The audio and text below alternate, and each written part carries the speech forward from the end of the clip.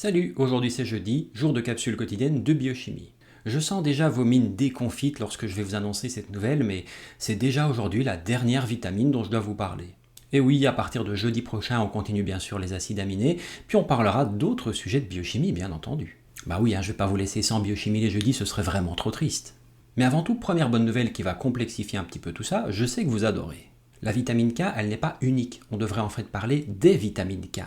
Un peu comme les vitamines B, vous vous souvenez, il y a en réalité 8 vitamines B de B1 à B12. Oui, je sais.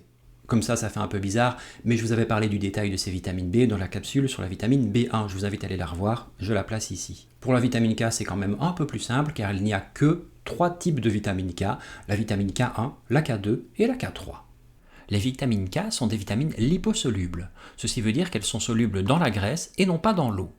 On trouve ces vitamines dans certaines bactéries, dans certains produits végétaux, et une partie est également produite dans le corps humain directement.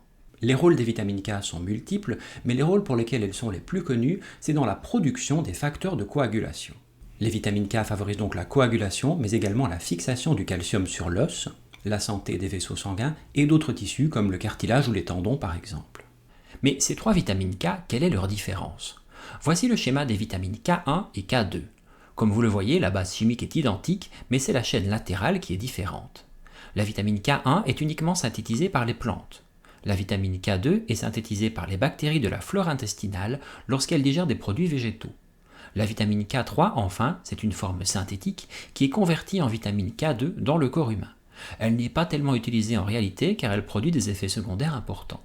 Les besoins en vitamine K d'un adulte sont d'environ 50 à 100 microgrammes par jour. On a remarqué lors d'études sur les adultes européens que la plupart étaient en carence malgré une alimentation variée. La vitamine K1 est principalement apportée par la consommation de produits végétaux ou d'huile de soja. La vitamine K2 provient des bactéries fermentantes comme celles que l'on trouve dans la choucroute ou dans le natto, un aliment fermenté japonais que personnellement je ne connaissais pas. On en trouve un peu aussi dans le jaune d'œuf ou dans le foie gras ou encore les vieux fromages fermentés. Étant donné son rôle important dans la coagulation, la carence en vitamine K peut entraîner des saignements par carence en facteurs de la coagulation ou des troubles artériels. La vitamine K est parfois utilisée comme médicament pour traiter certaines pathologies et il existe également des antivitamines K qui sont très utilisées pour diminuer la coagulation sanguine dans certaines pathologies comme la fibrillation auriculaire par exemple. D'ailleurs, si ce sujet vous intéresse, j'attends vos suggestions en commentaire pour faire une vidéo dédiée.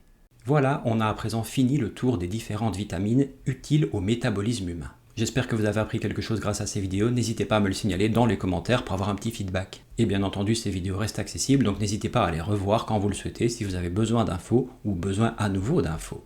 Allez, passez une bonne soirée en ce mois de juin, on se retrouve dès demain pour une prochaine capsule quotidienne. Ciao.